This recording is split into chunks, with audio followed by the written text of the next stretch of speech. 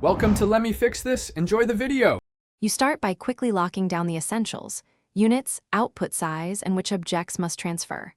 Export geometry as FBX or OBJ. Keep instances and correct units so scale stays right.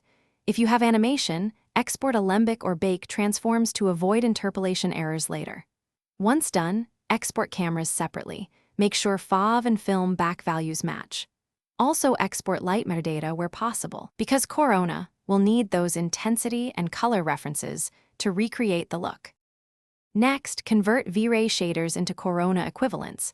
You will transpose diffuse, reflection roughness, ire, and opacity into Corona material slots. For glossiness, invert to roughness. For metallic workflows, keep metalness consistent. Replace Vray lights with Corona light objects. Adjust unit conversions because Vray intensity numbers differ. Use candela or lux if available to match exposure.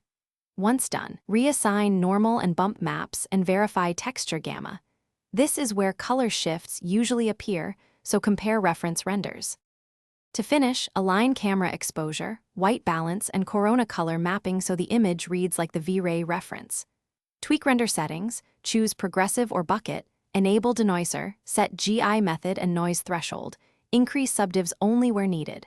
Once done, compare passes and reassign any missing textures. If things go wrong, check scale and flipped normals first, then verify texture paths and gamma.